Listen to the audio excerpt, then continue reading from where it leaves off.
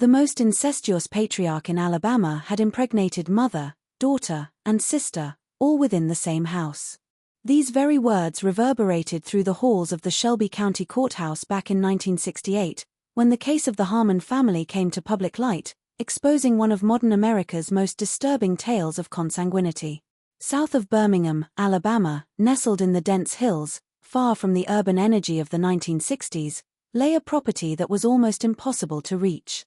A faded wooden house, constructed at the turn of the century, had been the shelter for the Harmon family across 4 generations. Their isolation wasn't merely geographical. It was cultural and genetic as well. On the cold morning of November 23, 1968, social worker Thomas Wheeler and Deputy Sheriff Robert Collins decided to follow up on an anonymous tip concerning children living in dire conditions.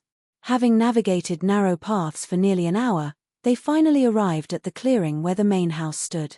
At first glance, the property looked abandoned, a 2-story structure with its white paint almost entirely peeled away, exposing the rotten wood beneath. The yard was a collection of rusty tools, old car parts, and general debris. Skinny chickens pecked at the ground among the wreckage, and a dog, little more than skin and bones, was chained to a post. The door was answered by Elmer Harmon, a man around 50 years old who looked far older.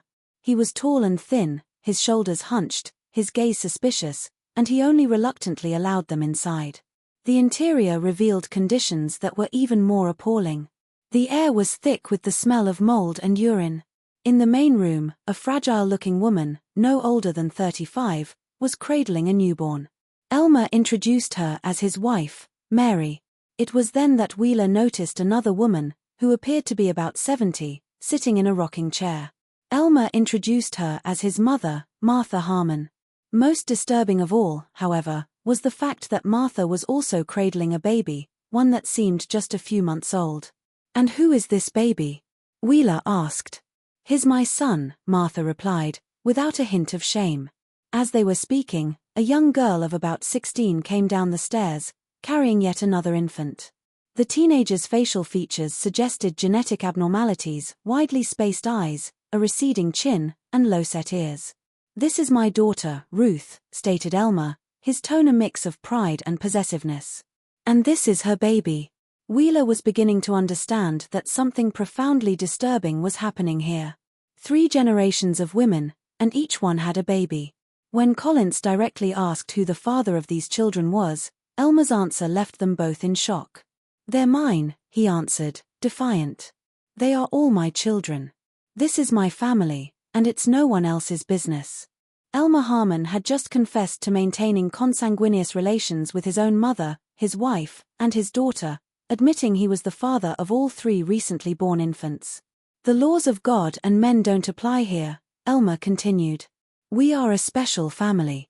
4 generations, we have kept our blood pure." Within hours, the Harmon property would be surrounded by authorities, and an investigation would begin, one meant to uncover the horrors hidden behind those time-worn walls. The story of Elmer Harmon, the man who impregnated his mother, wife, and daughter, was only just beginning to unravel, revealing a genetic and social nightmare spanning nearly a century of isolation and forbidden practices. Check to see if you're subscribed to this channel. You won't want to miss a single detail of this real-life story that exposes the devastating consequences of isolation and consanguinity in American families. Subscribe now to access the upcoming chapters of this impactful investigation that will alter your perspective on the hidden history of the American South.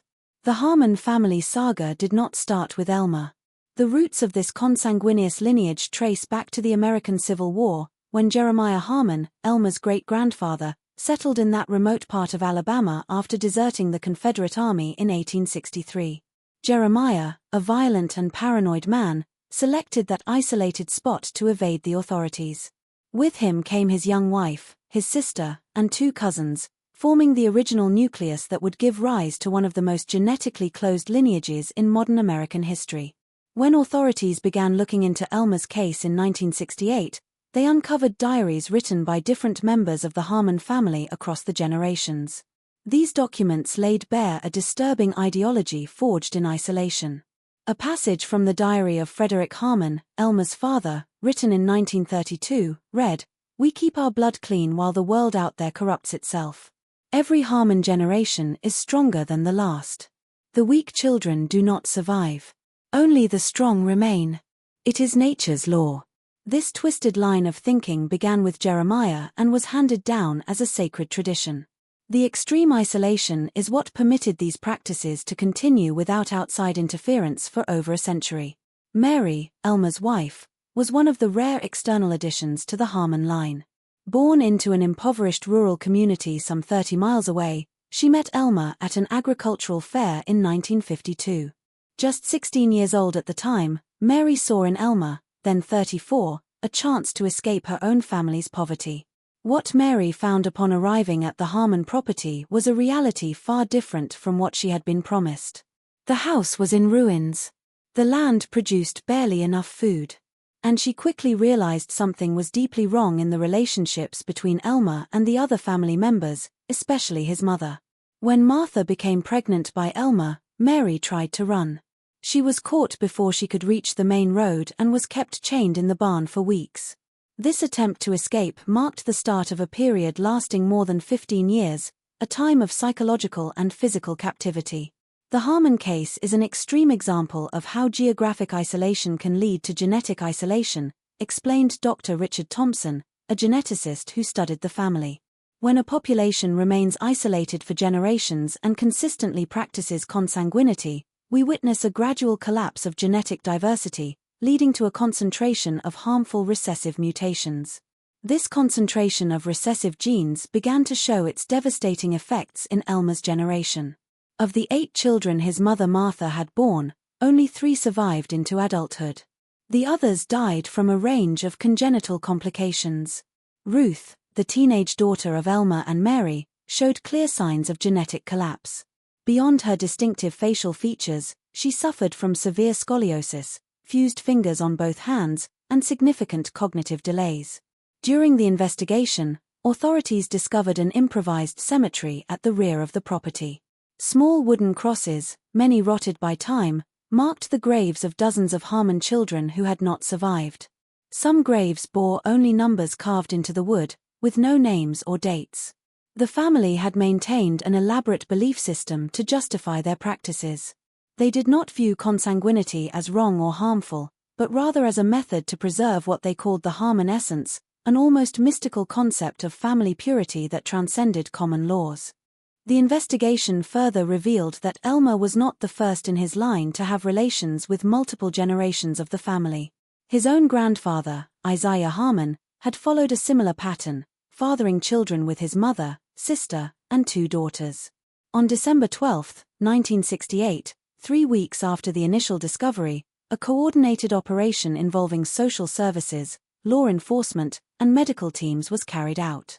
The goal was to remove every vulnerable family member and transport them to facilities where they could receive proper care. Contrary to the fears of the authorities, there was no armed resistance. Elmer was found sitting on the porch, seemingly resigned. "You have come to destroy something you cannot understand," were his first words to Sheriff Tanner. 100 years of Harmon history ends today. Inside the house, the medical teams encountered a situation even more disturbing than first reported. Besides Martha, Mary, and Ruth with their respective babies, 2 more teenage sons of Elmer and Mary were found hidden in the attic. They were 14-year-old twins who showed clear signs of malnutrition and serious developmental problems. It was like walking into a museum of the horrors of human genetics, reported Dr. Elizabeth Carter, a pediatrician on the medical team. Every single person in that house bore the visible marks of generations of consanguinity. The process of removing the family members was slow and delicate. Martha, despite her advanced age, proved to be surprisingly lucid. "You believe you are saving us," she said, "but you are only tearing apart what God has joined. The Harmons are special. We always have been." Mary showed evident relief when she understood she would be taken far from that property. In a private moment with a social worker, she whispered, "Please, don't let him find us again. He will kill us all if that happens." Ruth, the teenage daughter, seemed unable to fully comprehend what was happening. Clutching her baby, she rocked back and forth, repeating, "Daddy comes back. Daddy always comes back." We're special. We're Harmons. In the following days, the full magnitude of the Harmon case began to emerge through detailed medical examinations. The twins, Jacob and Joseph, presented a clinical picture that shocked even the most seasoned doctors. Both had a rare condition known as phocomelia, characterized by abnormally developed, extremely short, and deformed limbs. They also shared severe intellectual disability and congenital heart problems. Ruth, at 16 years old, showed signs of premature aging, including severe arthritis in her hands and spine.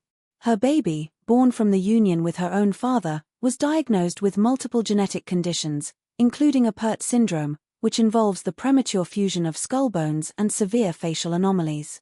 The baby belonging to Martha was found to have multiple cardiac malformations that doctors predicted would be fatal within months. The child would indeed die in February 1969, confirming the grim medical prognosis. During psychological evaluations, a disturbing pattern of mental conditioning came to light. The women and children had been indoctrinated with a worldview where consanguinity was not just acceptable, but desirable, a sacred duty to preserve the Harmon essence. Mary represented the sole voice of resistance within that closed system. In her sessions with psychologists, she revealed how she had tried to protect her children from Elmer. "I knew it was wrong. I always knew," Mary confessed. "I tried to escape with the children 3 times. They always found us.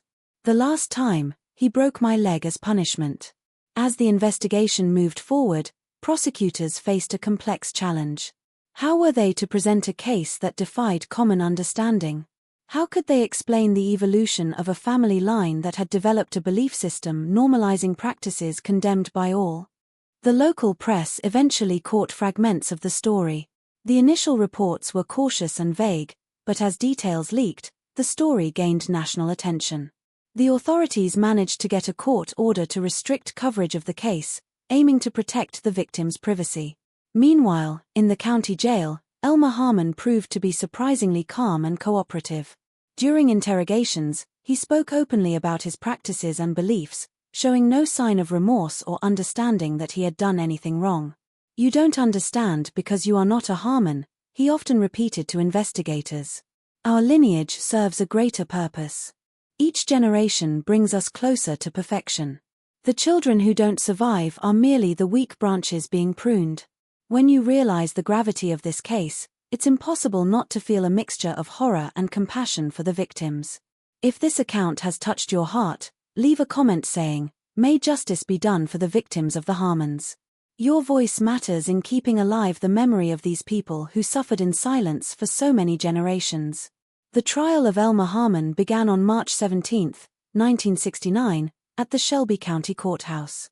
Despite restrictions on press coverage, the case had generated so much interest that local citizens formed lines before dawn to get a seat in the audience.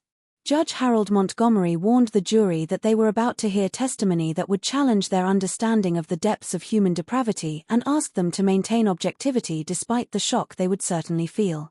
The prosecution, led by Jonathan Reynolds, opened the trial with a powerful statement. "This is not merely the trial of a man. It is the trial of an entire system. A system that turned a family into a perverse genetic experiment where children were born condemned to lives of suffering. Where women were reduced to mere vessels for perpetuating a sick lineage." Elmer's defense was handled by Theodore Barnes, a court-appointed lawyer. Barnes adopted the only strategy he thought was viable, arguing that Elmer, a product of generations of isolation and consanguinity, lacked the mental capacity to understand the criminal nature of his actions. Prosecutor Reynolds vigorously rebutted this defense. Elmer Harmon was not so isolated from reality that he failed to understand the nature of his acts. He interacted with the outside world when it suited him. He made a conscious choice to conceal certain practices because, deep down, he knew they were condemnable. The most impactful moment came on the 4th day with the testimony of Mary Harmon, which was transmitted via closed-circuit television. "I was 16 when I met Elmer," she began. "He promised me a better life, said he had land, a big house, that we would want for nothing." Mary described her arrival at the Harmon property and her gradual understanding of the nightmare she had entered. She spoke of her first escape attempt, when she discovered Martha was pregnant by Elmer. He dragged me back by my hair. I spent 3 weeks chained in the barn in the cold. The most devastating moment came when Mary described how Elmer justified his actions. He said it was our purpose, that the Harmons had special blood that needed to be kept pure. When children were born with problems and died, he said it was because they weren't true Harmons, that it was nature weeding out the weak. During cross-examination, the defense attorney tried to suggest that Mary had become conditioned to accept these practices over time. Her response became one of the most remembered quotes from the case. "Every single day of those 16 years, I thought about running away. Every day, I thought about killing Elmer in his sleep. Every day I dreamed someone would come to rescue us. I survived because I had children to protect. If that makes me an accomplice in your eyes, then may God have mercy on your soul, because you cannot understand what it is to live in hell." Experts in psychology, anthropology, and genetics provided context on how isolated communities can develop radically different belief systems and the biological consequences of prolonged consanguinity. On the trial's 10th day, Elmer Harmon took the witness stand against his lawyer's advice. "I am the guardian of the Harmon lineage," were his first words to the jury. "What you call a crime, we call a sacred duty. My great-grandfather Jeremiah saw the future. He saw a world becoming impure, lineages mixing until nothing of value remained. The Harmons are the last bearers of the true blood." During cross-examination, Reynolds led Elmer to admit that he maintained regular contact with the outside world when necessary and that he deliberately hid certain practices because he knew they would be condemned. "So," Reynolds concluded, "you knew that society viewed your actions as wrong, but you decided you were above these laws. This is not delusion, Mr. Harmon. This is criminal arrogance." After 6 hours of deliberation, the jury returned with a verdict. Guilty on all charges. 2 weeks later, Judge Montgomery pronounced the sentence. Multiple consecutive penalties added up to 197 years in prison. Upon hearing the sentence, Elmer remained impassive. His last recorded words in court were directed at Prosecutor Reynolds. "You think you have ended the Harmon lineage today, but we are like seeds in the wind. Some always find fertile soil. One day you will understand." The trial and conviction of Elmer Harmon in 1969 did not conclude the family's story. It only opened a new chapter, one marked by scientific discoveries and consequences that would extend for generations. After the trial, Elmer's direct victims were sent to different institutions. Martha died in 1972 in a long-term care facility. Mary, after extensive counseling, managed to partially rebuild her life under a new identity. The twins, Jacob and Joseph, were placed in a specialized institution. Ruth entered a rehabilitation program designed for young people with special needs. The surviving babies were adopted by carefully chosen families.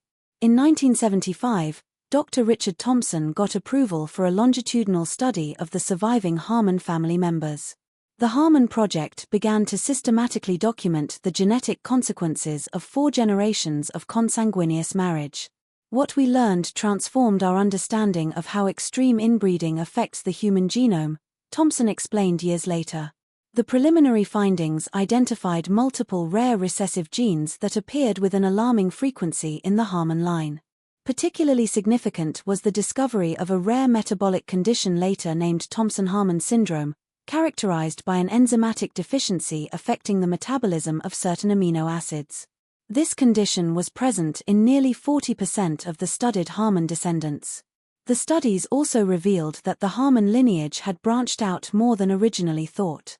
Between 1880 and 1920, several young men from the family had left the main property to start their own branches in other isolated areas. We identified at least 3 small, isolated communities in rural parts of Alabama, Mississippi, and Tennessee where direct descendants of Jeremiah Harmon had settled, revealed anthropologist Dr. James Peterson. These communities did not practice consanguinity as extreme as Elmer's branch, but they still maintained significant genetic isolation.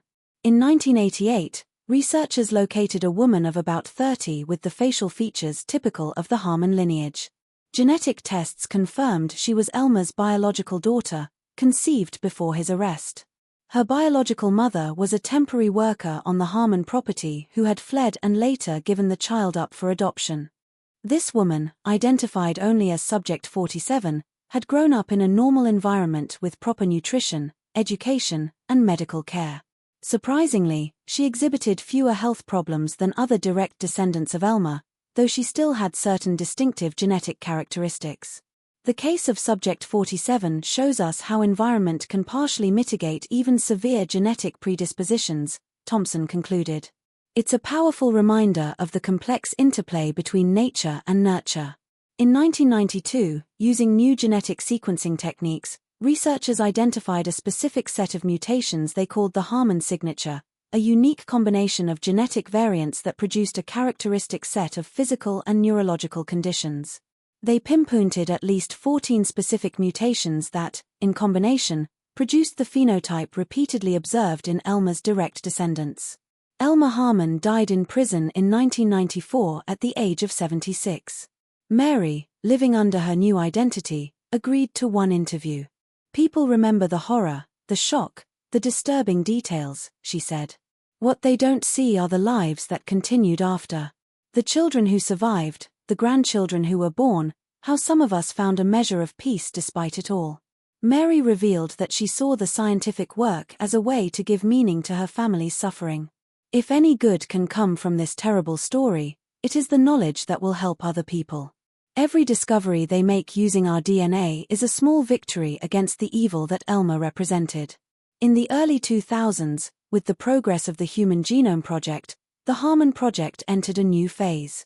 Researchers managed to map with unprecedented precision the multiple mutations present in the lineage, creating the most complete map of extreme human inbreeding ever documented. One fascinating aspect was the identification of resilience genes, rare genetic variants that seemed to offer some protection against the most devastating effects of consanguinity. Martha Harmon possessed several of these protective variants, which partially explained how she lived to 74 despite being the product of multiple generations of consanguineous marriage. Today, more than half a century after the initial discovery, the legacy of the case continues to reverberate in both science and culture. The family's descendants are scattered, many live unaware of their origins, while others are actively involved in efforts to break the cycle of isolation and destructive practices. Ruth eventually found some stability in a specialized institution. Though she never lived completely independently, she developed remarkable artistic skills. Her paintings, intense, emotional, and often disturbing, were exhibited in various galleries. She died peacefully in 2011 at the age of 59. The twins lived to be 30 years old, far exceeding initial medical expectations. Mary's baby grew up with loving adoptive parents and managed to lead a largely normal life. Today, this individual knows their origin and sometimes takes part in voluntary genetic studies. The original family property stood abandoned for decades. In 1997, a fire destroyed the main house, leaving only stone foundations and chimneys as silent reminders. In 2005, the land was turned into an environmental preservation area, with no mention of its dark history. For genetic science, the Harmon case was a watershed moment. For society, the story remains a powerful reminder of the dangers of extreme isolation and the critical need for effective systems to protect the most vulnerable. As Dr. Thompson reflected before retiring, the story of the Harmons is about how human beings can create alternative realities to justify the most destructive practices. But it is also about resilience, about how some people, even emerging from the most horrible circumstances imaginable, can still find a measure of peace and meaning. If you have watched this far, it is because this story resonates with you. Leave a comment saying, "I watched this far," so I can get to know you and discover who truly appreciates the stories on this channel. Do not forget to subscribe so you won't miss our next investigations into real cases that history tried to hide. Leave your like to help us reach more people interested in these impactful historical accounts, and share with friends who appreciate documentaries about real cases that challenge our understanding of human nature.